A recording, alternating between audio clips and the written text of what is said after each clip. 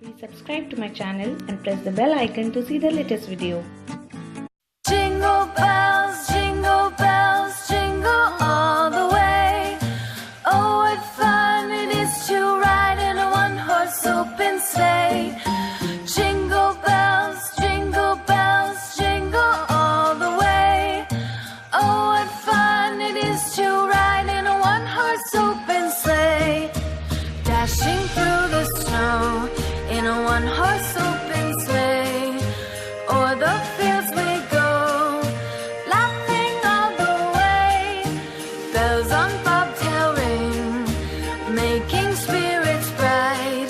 What fun it is to ride and sing a sleighing song tonight.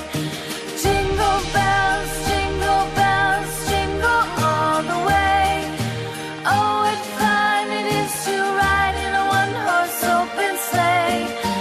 Jingle bells, jingle all the way. Oh, what fun it is to ride in a one-horse open sleigh.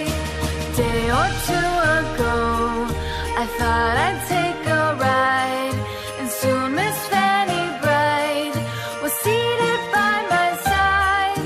The horse was lean and lank, misfortune seemed his lot. We ran into a drifted bank, and there we got upside. Jingle bells, jingle all the way. Oh, what fun it is to ride in a one-horse open sleigh. Jingle bells, jingle all the way. Oh, what fun it is to ride in a one-horse open sleigh.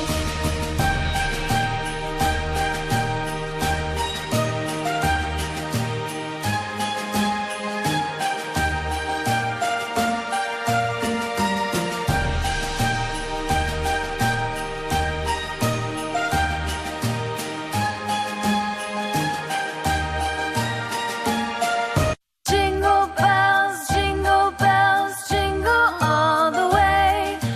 Oh, what fun it is to ride in a one-horse open sleigh.